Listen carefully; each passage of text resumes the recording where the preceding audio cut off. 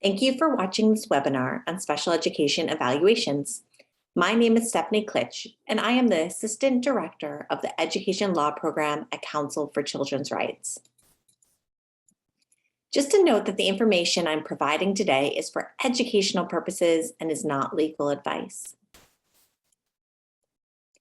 Before I jump into the content for this webinar, I wanted to share a little information about the Education Law Program. The Education Law Program has four main focuses. First, through our education advocacy for individual family service, we provide individual representation for students and their legal guardians in need of legal assistance regarding special education, Section 504 plans, and school discipline.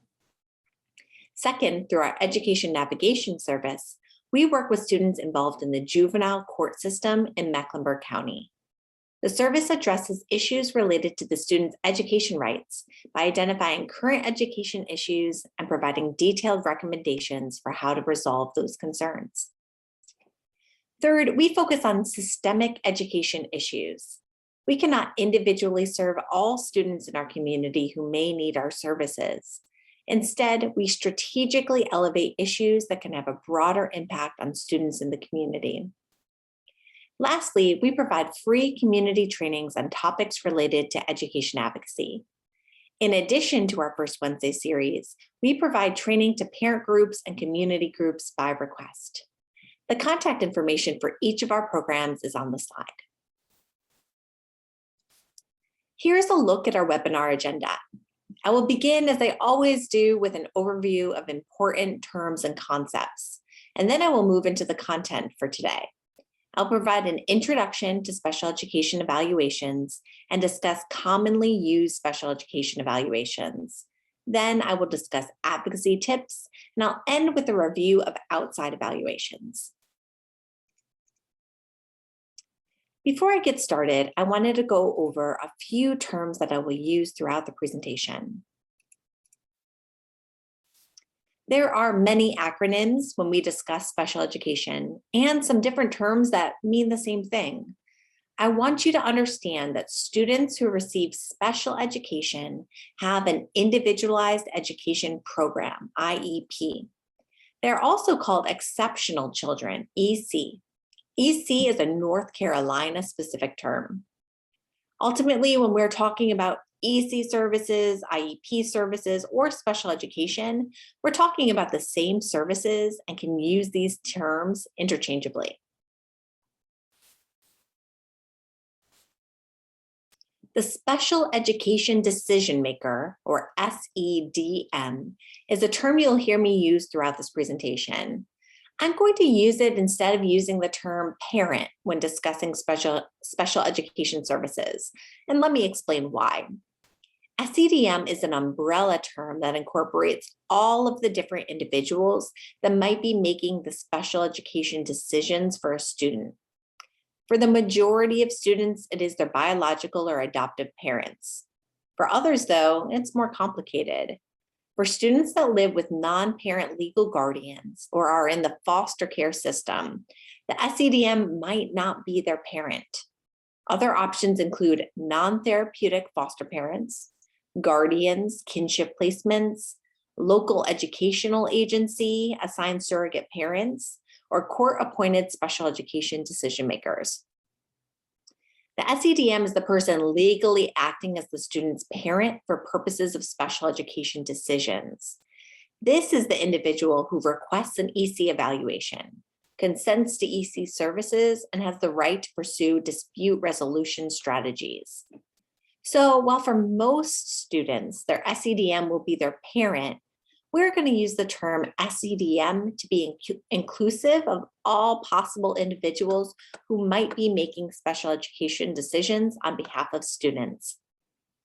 This term does not apply when we are discussing Section 504 plans.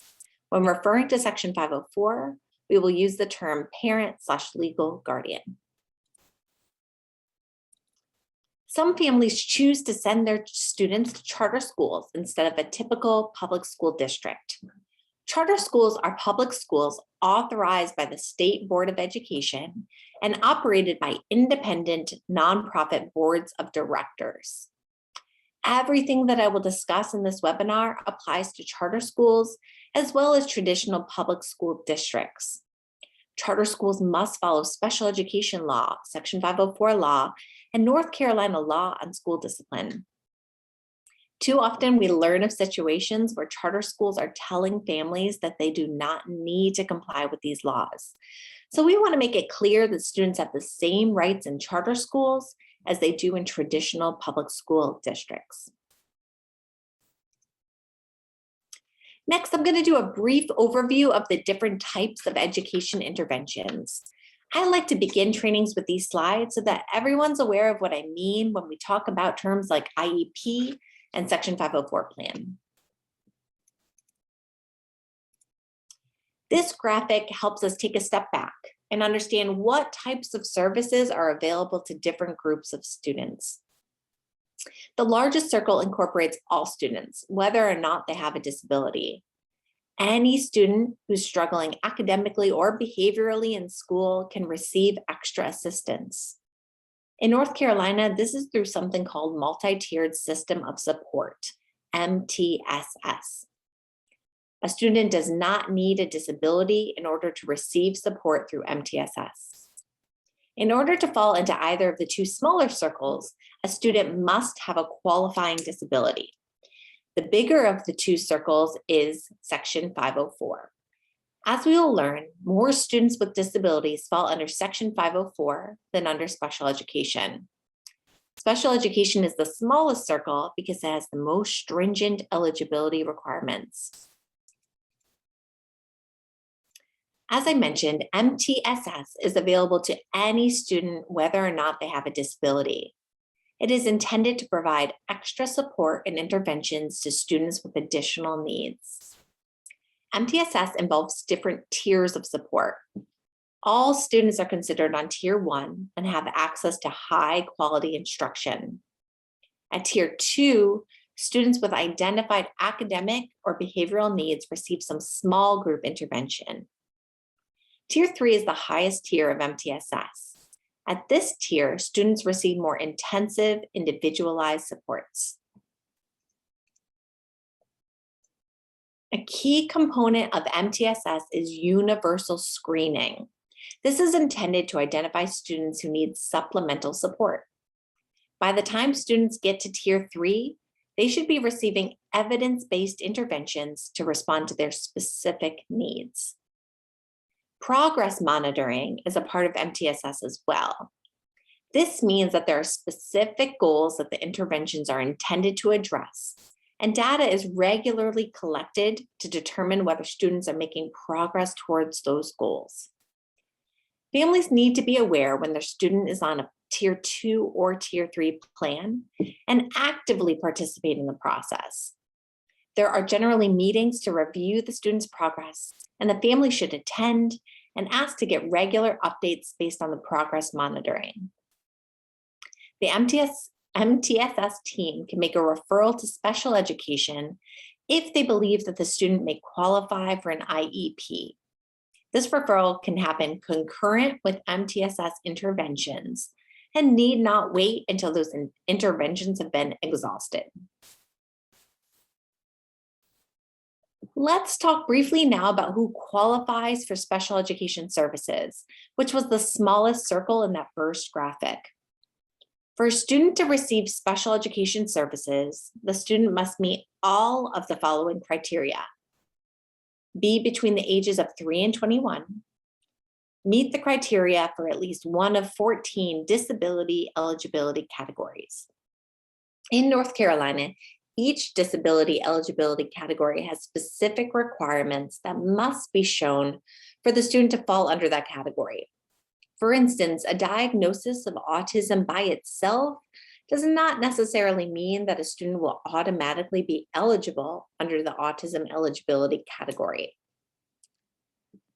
And lastly, students have to have a disability that adversely affects their educational performance and requires specially designed instruction. I want to point out that educational performance is broader than academic performance. A student can be advancing from grade to grade and have passing scores in their classes and still be eligible. Educational performance also includes things like social interaction and behavioral needs. Here's a list of all 14 disability eligibility categories in North Carolina.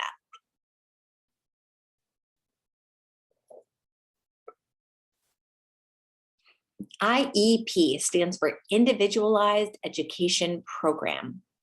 The P in IEP stands for program and not plan. And that's because an IEP incorporates all of the special education services that a student receives. The IEP document itself is long, generally at least 15 pages, and it's very detailed. Included in the IEP document are the student's strengths, weaknesses, and needs, measurable goals for the student to achieve in the course of a year, the accommodations, modifications, related services, and specially designed instruction necessary to help the student reach their IEP goals, and where the services will be provided. This does not mean the actual location, such as Myers Park High School versus West Charlotte High School. Instead, this refers to whether the student will receive their services with their non-disabled peers, or instead in a setting with only other students with disabilities. For many students, it ends up being a combination of those options. The IEP document is developed by an IEP team, which must include the special education decision maker. All special education students are entitled to something called a free appropriate public education, FAPE. FAPE is a legal standard that requires all students' IEPs to be sufficient for the student to achieve reasonable educational progress. I often receive questions about the difference between IEPs and Section 504 plans. As I have said, all students who receive special education services have an IEP. Students with IEPs receive some amount of specially designed instruction with a special education teacher. And specially designed instruction is adapting the content, methodology, and/or delivery of instruction to meet the unique needs of a student that results from the student's disability. Section 504 accommodation plans, however, are for students with disabilities whose needs do not rise to the level of requiring specially designed instruction from a special education teacher. These students receive all of their instruction in a general education environment. They receive accommodations and modifications that their general education teacher can implement to allow the student to have access to their education. Also, Section 504 has a broader definition of disability, so more students qualify under Section 504 than qualify for special education. This is why the Section 504 circle in the first graphic was bigger than the special education circle. If a student has an IEP, they do not require a Section 504 plan because everything that would be on the Section 504 plan would be incorporated into the IEP. Hopefully, an example will help illustrate the difference between an IEP and a Section 504 plan. Sam meets eligibility criteria as a student with a specific learning disability. His IEP provides services with a special education teacher several times a week to address his individual goals in reading, writing, math, and organization.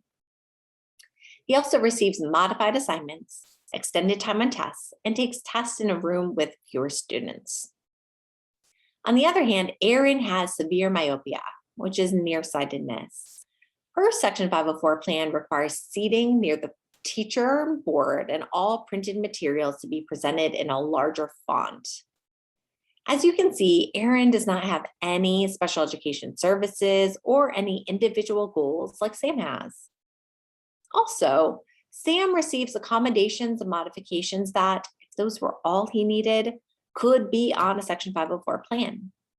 Those accommodations and modifications are modified assignments, extended time on tests, and taking tests in a separate setting. Here are some important similarities between IEPs and Section 504 plans. They both generally have review meetings every year. IEPs are required to be reviewed annually, And while that requirement's not in the law for Section 504 plans, it is a common practice for them to be reviewed annually as well. These are very important meetings for families to attend. While there's only one meeting required each year, families can request an IEP meeting or Section 504 meeting at any time during the school year. Lastly, IEP teams and Section 504 teams can spend hours and hours drafting a beautiful document. But if it's not actually implemented, then it's functionally worthless. It is critical for families to follow up with the teachers to make sure that the services, accommodations, and modifications are actually being provided as written.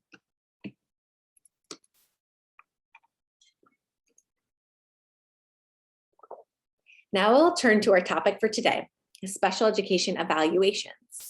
I will review what special education evaluations are, when they are conducted, how they are used, and advocacy tips for receiving the results and using the information to advocate for students.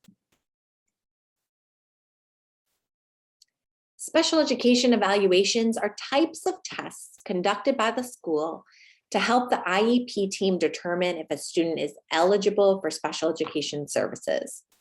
If the student is eligible for special education services, the evaluations help the IEP team determine what types of supports and services the student requires on their IEP in order to receive a FAPE. As a reminder, FAPE stands for Free Appropriate Public Education. Special education evaluations are not tests in the traditional sense. They differ from classroom tests that students take, and it's important to explain this to students before they undergo special education evaluations. For special education evaluations, a student does not receive a grade. A student's not being assessed on the recent classroom material that they have learned. Students can't fail a special education evaluation. Special education evaluations are designed to measure general abilities and skills. The results of the evaluation show how the student performed as compared to students across the country of exactly the same age. Special education evaluations are typically conducted by specialists in the local educational agency, or LEA, and are generally coordinated by the school psychologist. The evaluations are administered most often during the school day in a one-on-one setting outside the classroom. Since there are several evaluations that are conducted, these often take place with different evaluators on different days to accommodate the schedule of evaluators and to give the student a break between evaluations. The evaluations are all free to the SEDM. After the evaluations are complete, the evaluators write reports that summarize the results. We will talk about how to use these reports later in the webinar.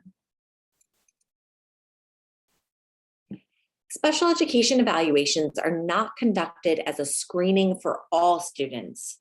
Instead, for students who do not have an IEP, the evaluations are conducted if the SEDM and the school suspect that the student may have a disability that requires specially designed instruction. This process is initiated two different ways, one led by the school and the other by the SEDM. The school-initiated way is through something called Child Find. School districts and charter schools must have policies and procedures in place so that students who need special education are identified and evaluated. Any school employee working with a student is required to notify the school principal or special education director if they believe that the student has a disability impacting the student's education. The principal should then contact the SEDM and request consent to begin the evaluation process. The other way is initiated by the SEDM. When an SEDM believes that a student may need special education services, the SEDM must request a special education evaluation in writing. Regardless of how the process is initiated, once the school receives a written request for a special education evaluation for a student, a 90-day timeline starts. Within those 90 days, the school must do the following things. First, they must decide whether to evaluate the student. This decision happens in an IEP team meeting, referred to as the initial referral IEP meeting. Next, they must complete all of the evaluations. The specific evaluations they complete are agreed upon at the initial referral IEP meeting. I will discuss this further on upcoming slides, but each disability eligibility category has evaluations that are required to be conducted if the student is suspected to be eligible under that category. The IEP team can also choose additional evaluations for the student to undergo, depending on the student's individual needs. Then the IEP team determines whether the student is eligible. This also happens in an IEP meeting. If the student is eligible, the IEP team then develops the initial IEP, which typically occurs during the same IEP meeting as the eligibility determination. Lastly, the student must begin receiving services, and that all happens within those 90 days. Once a student is eligible for an IEP, special education evaluations happen intermittently through reevaluations. Every student must go through the reevaluation process at least once every 3 years. If a parent requests additional evaluation data, the LEA must ensure that a timely reevaluation is completed. The limitation to this is that a reevaluation may not occur more than once a year, unless the parent and the LEA agree. Reevaluation has two purposes. First, it helps the IEP team determine if a student still qualifies for special education. Second, if the student does still qualify, it helps the IEP team with planning for future educational needs. A student must be reevaluated before his special education services can be stopped, unless the student is graduating from high school. An IEP meeting is held to determine which evaluations will be conducted. No special education evaluations can be conducted without the written informed consent of the special education decision maker.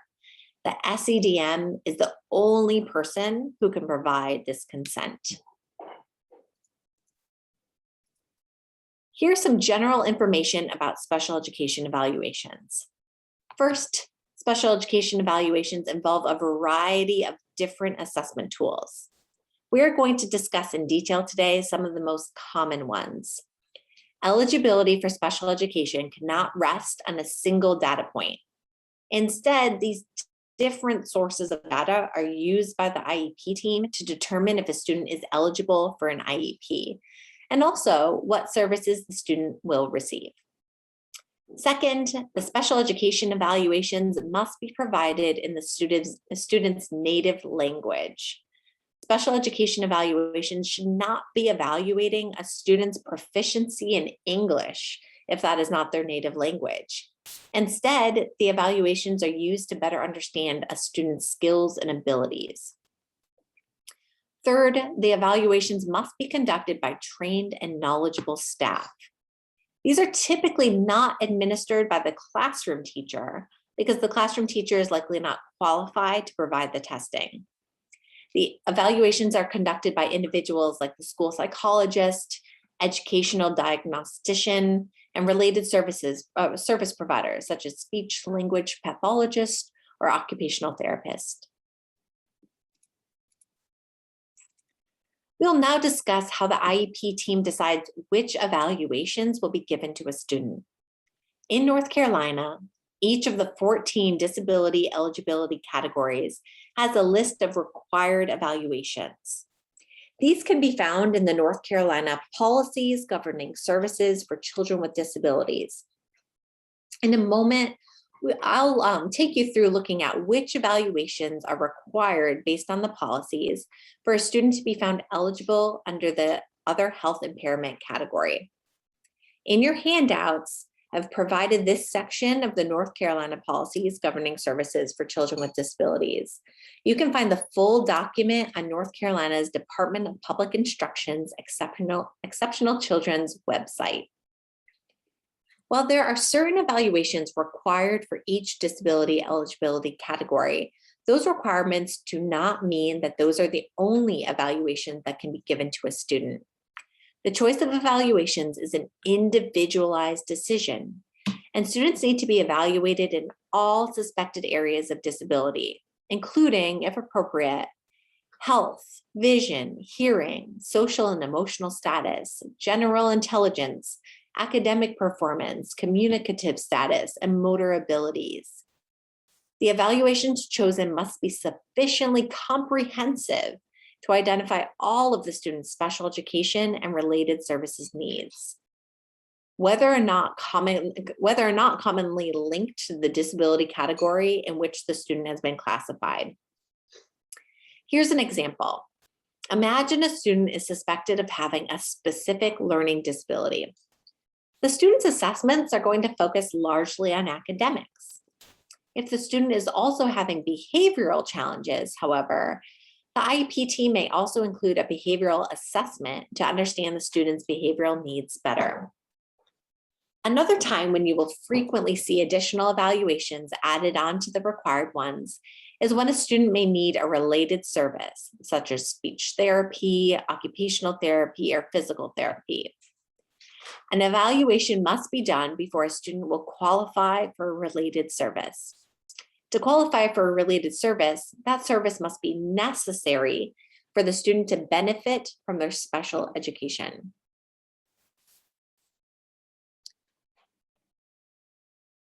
This slide gives us the list of required evaluations under the category of other health impairment.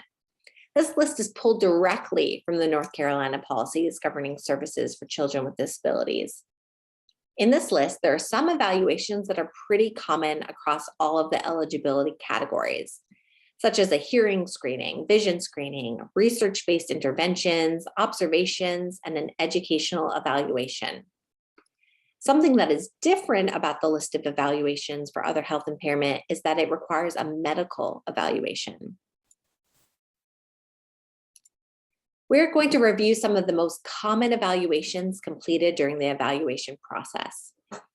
Except for the categories of deafblindness, deafness, hearing impairment, and visual impairment, the first thing that generally happens is a vision screening and a hearing screening. These occur first because we want to make sure that a student is seeing and hearing adequately before they receive the other evaluations so that the results are valid. Every disability eligibility category requires an educational evaluation. This measures a student's current abilities in reading, writing, and math. Most students also receive a psychological assessment. This is sometimes called a cognitive assessment. It is a measure of basic intellectual ability and provides an IQ score. Here are additional commonly used evaluations. The first is observation across settings. Depending on the suspected disability, the observations are to assess academic, behavioral, and/or functional skills. When it states across settings, that means that there should be multiple observations of the student occurring at different times and places. These different settings should be carefully chosen by the evaluator based on the student's individual needs. For instance, a student's behavior may look very different during structured time in the classroom versus unstructured time at recess. If a student is struggling in one academic area, important information may be gathered by assessing the student during the challenging class and also seeing how the student interacts academically in a subject that comes more easily for the student.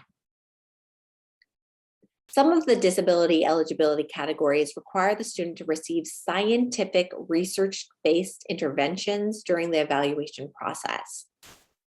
The specific focus of the interventions depends on the suspected disability eligibility category. For instance, a student being evaluated for an emotional disability needs interventions in behavioral emotional skills, while a student being evaluated for an intellectual disability requires interventions in academic and functional skills. In the name, it states that the interventions are to be scientific research-based interventions. There should be research to support the intervention that the school chooses to implement. And SEDM should feel comfortable asking schools for that information. The school should also be keeping detailed progress monitoring data to demonstrate whether the student is making progress in the targeted area with the intervention. The next commonly used evaluations is a motor screening or evaluation. These typically involve looking at a student's gross and fine motor skills. Gross motor skills involve movements of the large muscles of the arms, legs, and torso. People who struggle with gross motor skills have trouble doing whole body movements like running and jumping. Fine motor skills are the ability to make movements using the small muscles in our hands and wrists. We use fine motor skills to do things like hold a pen, use a keyboard, draw and write, and cut with scissors. The last commonly used evaluation is a social developmental history. A social developmental history documents normal and abnormal developmental and or medical events in a student's history. Sometimes the SEDM is given a questionnaire to complete, but it is best practice for the school psychologist or school social worker to interview the SEDM to complete the social developmental history. One of your handouts is a cheat sheet of all of the special education evaluations required by each special education disability category. This can be used to ensure that the school is completing all required evaluations of the student and to review to see if any additional evaluations should be considered based on the student's individual needs. If you're anything like me, you may feel a bit of panic when you see this graph. I don't consider statistics one of my strengths, but it is important to cover some basic information about how many of these assessments are scored. This shows the bell curve, which represents how the results of the tests are distributed throughout the population. Because most people score in the average range, there is a big hump in the middle of the curve. Fewer people score either higher than average or lower than average. So those numbers are shown on the tails out to either side. Psychological and educational assessments report scores in standard scores. Rather than presenting the raw score, which would show how many questions a student got right and wrong, standard scores allow comparisons between students to be made more easily. The exact center of the curve is exactly average, and here is shown to have a standard score of 100.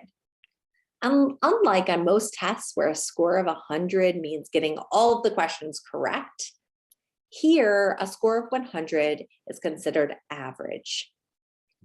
The large middle group from the scores 85 to 115 are all considered average and represent 68% of scores. Most people fall within that range.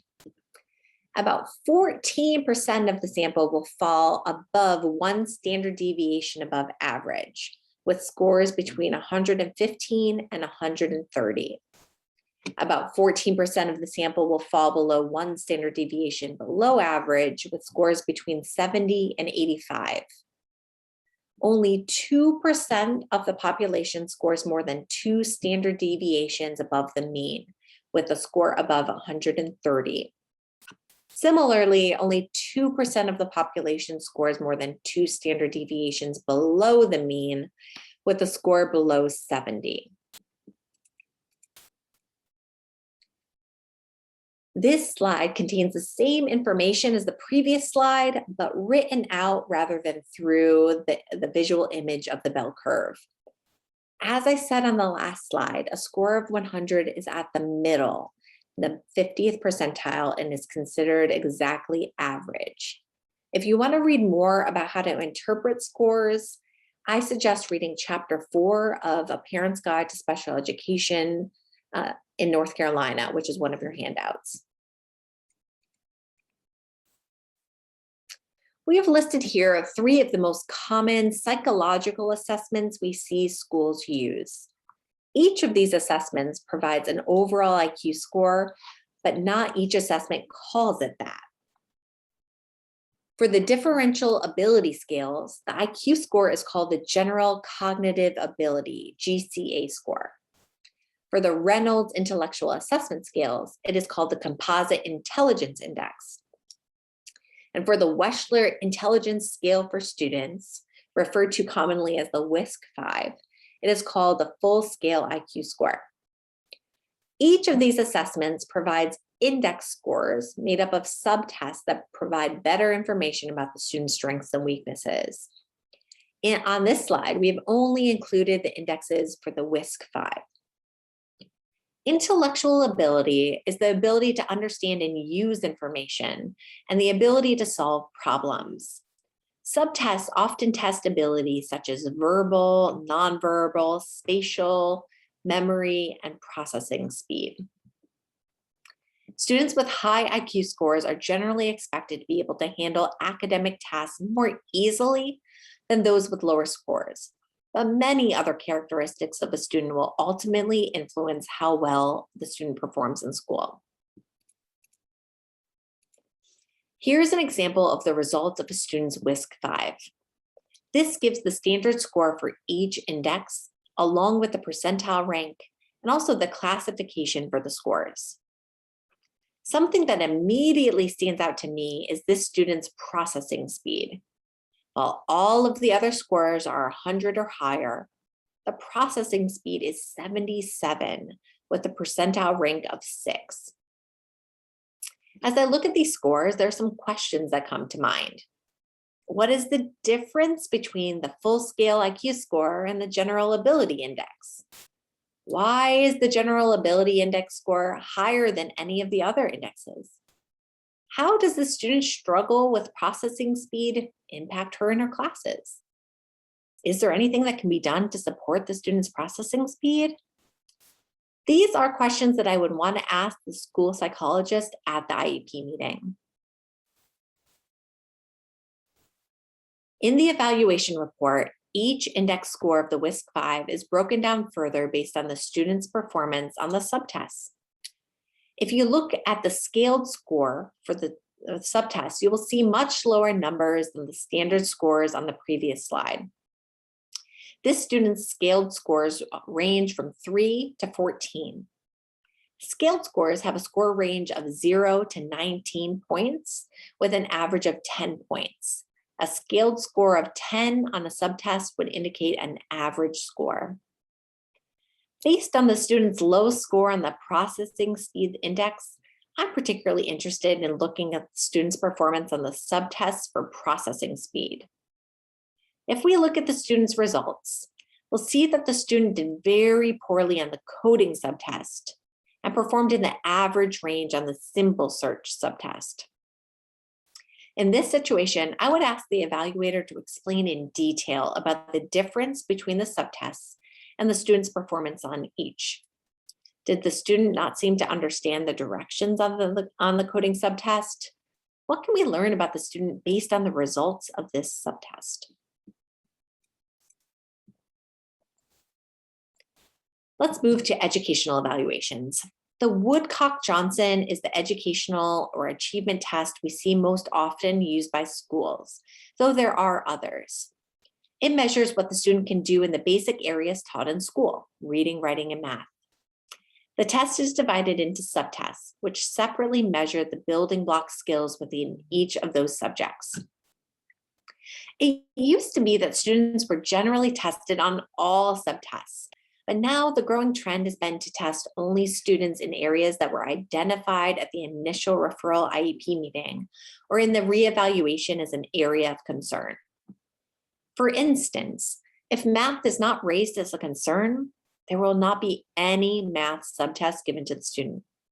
It even goes deeper than that. If math calculation was brought up as a concern, but something like math reasoning was not, for instance, the school will only test in math calculation.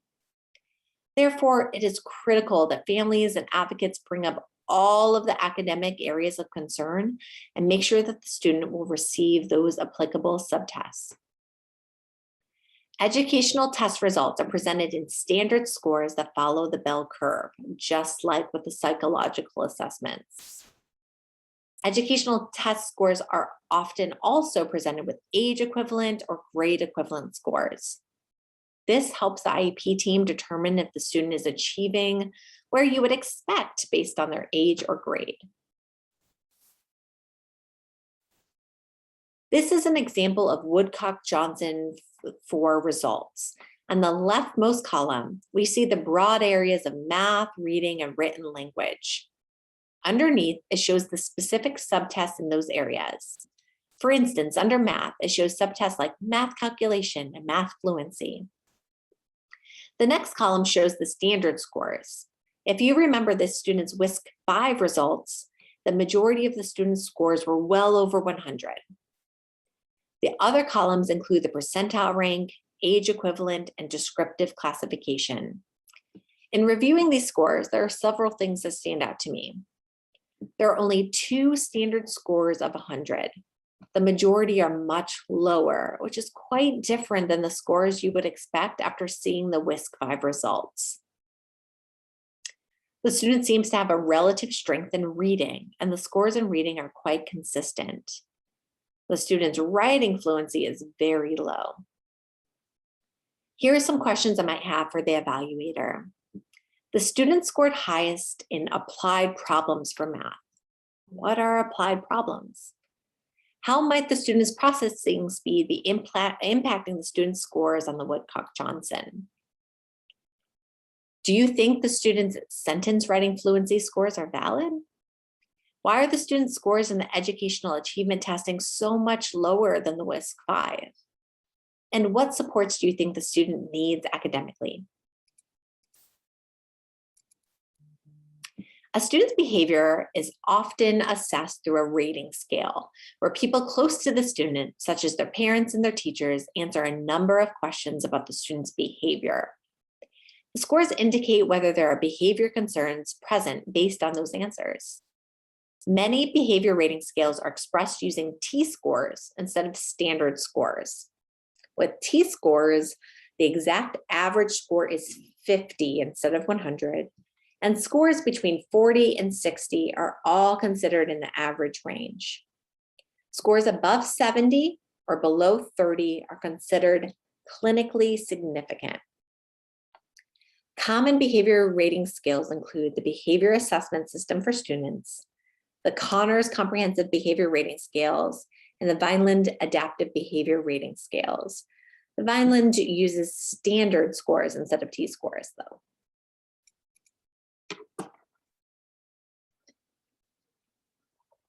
For the next couple of slides, we're going to discuss functional behavioral assessments, FBAs, and behavioral intervention plans, BIPs.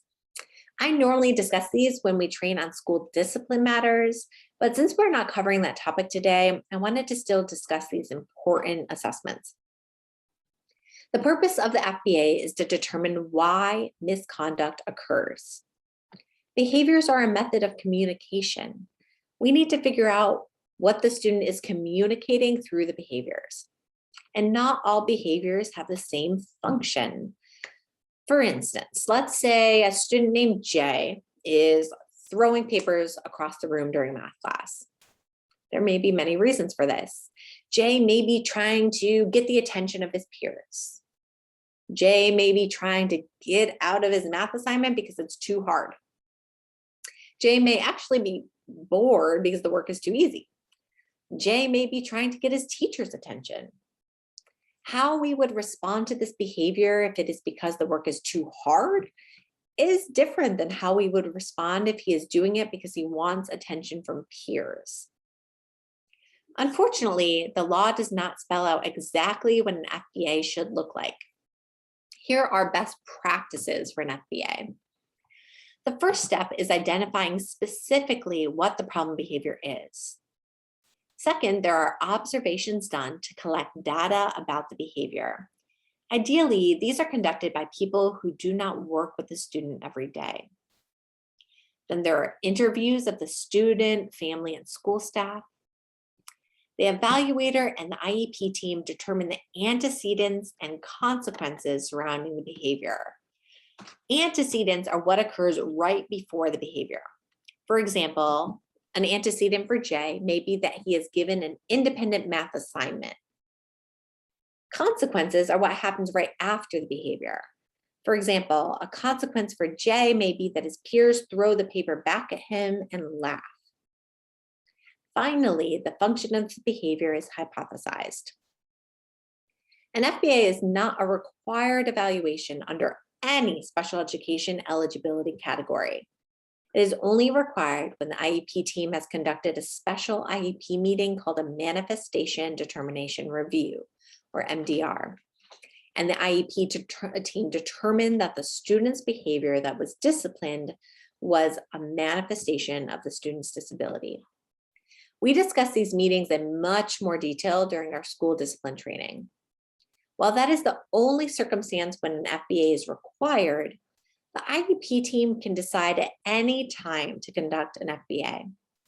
An SEDM can and should request an FBA if there are problematic behaviors happening with the student, even when they are first being evaluated to determine if they're eligible for special education services. The FBA is then used to create or revise the student's behavioral intervention plan, or BIP. The IEP team uses what they learn from the FBA about the function of the behavior to create the behavioral intervention plan. What the team wants to do is carefully craft interventions that address the function of the behavior so that we reduce the likelihood of the behavior in the future. This can be done through a variety of means: altering the environment, minimizing triggers, giving the student alternative strategies, identifying meaningful incentives or rewards, or changing the responses of adults. Intervention should serve the same function as the problematic behavior. For instance, if Jay's behavior was caused by a desire for attention from peers, we may want interventions that allow him to have interaction with peers without engaging in negative behavior. If the function of the behavior is escaping challenging math tasks, we may have interventions that better scaffold his math work, where he can do more of it without frustration, and then get more hands-on support when it reaches a challenging level. BIPs are reviewed frequently, generally every 6 weeks. Data are collected around the problematic behavior, and then the team revises the BIP based on the data. If a student with an IEP is getting suspended, the SCDM should request an FBA and a BIP. After all of the evaluations are complete for an initial evaluation or reevaluation, the IEP team gets together again to review the results and determine if the student is or remains eligible for special education services. A student can be eligible under more than one disability eligibility category, resulting in primary and secondary eligibility categories. At the IEP meeting, the team will review the required criteria for the suspected eligibility categories to determine if the student is eligible. This information is found in the North Carolina policies governing children with services for children with disabilities handout that we referenced before, in the same place where you can find the required evaluations for each category. In the next slide, I will look at the required criteria for other health impairment. Not only must the student meet those criteria, but it also must be shown that the disability does 2 additional things that we talked about way at the beginning. It must have a negative impact on the student's educational performance, and the student must require specially designed instruction. Preparation for this meeting is critical, and we will discuss some preparation tips in a couple slides. When reviewing the evaluation results, you want to look for information that shows that the student meets the criteria in the suspected eligibility categories. You also want to look for evidence that disability has a negative impact on educational performance. As you may remember from the beginning of this presentation, educational performance is broader than simply academics. You also want to be able to discuss why the student actually needs specially designed instruction. On the slide are the criteria students must meet to be eligible for special education under the other health impairment category. Again, this information is taken directly from the NC policies. For this category, eligibility comes down to looking at a student's strength, vitality, and alertness. And this is the common disability eligibility category for students diagnosed with attention deficit hyperactivity disorder, or ADHD. In preparation for the IEP meeting to review evaluation results, one of the best things you can do is to closely read the evaluations in advance. Evaluation reports are long and complicated. They are way too much for anyone to digest if they are seeing it for the first time at the IEP meeting.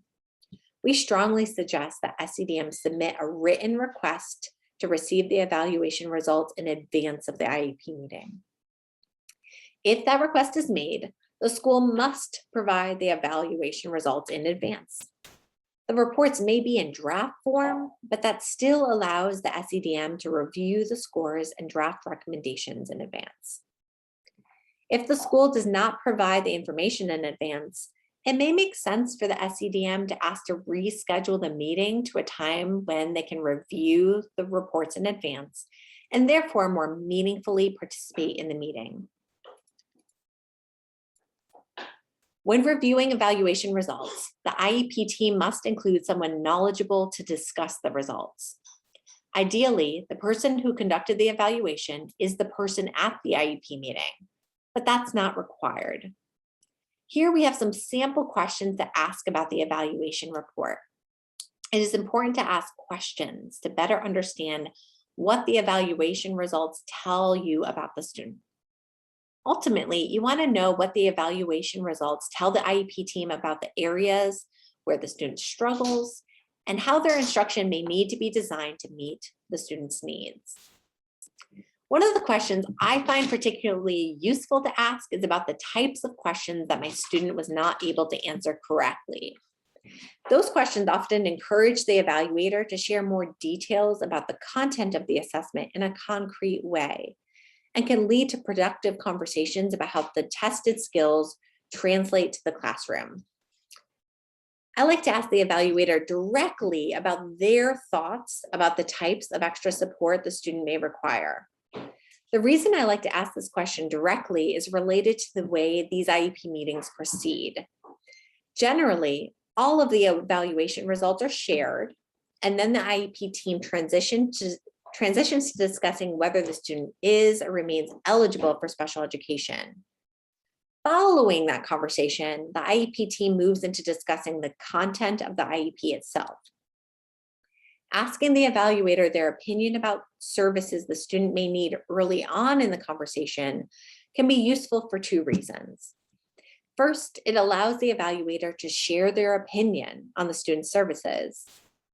While it may seem obvious that the evaluator is present at the meeting to do just that, it doesn't actually always occur without prompting. Second, it plants seeds at this early time in the IEP meeting about specific supports the student may need on their IEP that you can return to once the IEP team is looking at the IEP document. You can refer back to this conversation at that later time if needed. Once a student is found eligible for special education services, the IEP team then creates the IEP document. The information from the evaluation should be the foundation upon which the IEP is based. Ultimately, evaluations are meant to help the IEP team better understand a student's unique strengths and needs. They are critical in creating an IEP that is truly individualized. Data from the evaluation process should support the specific annual goals that are written, which are supported by the specially designed instruction and related services. The evaluations reports also include recommendations for accommodations and modifications to support the student. I have focused on evaluations that the school conducts, but sometimes families have evaluations conducted by an outside provider. For example, if a student is receiving additional related services outside of school, such as occupational or physical therapy. Other times, a student has received a new medical or mental health diagnosis.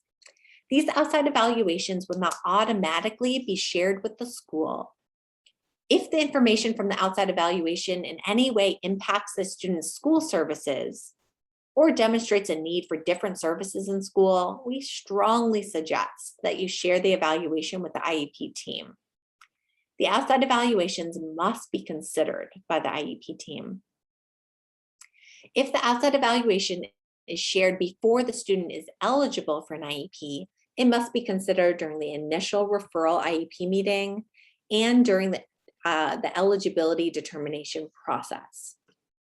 If the student already has an IEP, sharing the outside evaluation should prompt the IEP team to review it and determine if any additional evaluations are necessary to conduct, given the new information. If a student receives an outside evaluation with a new diagnosis, for example, it may mean that the IEP team should open a reevaluation to determine if any additional information is needed to serve the student's needs fully. If there's sensitive information about the student or the student's family in the evaluation, that information can be redacted before sending it. Redacting sounds complicated, but it can be as easy as using a black permanent marker and striking out the sentences or paragraphs that you do not want to share with the district. There is a specific category of outside evaluations called independent educational evaluations, or an IEE.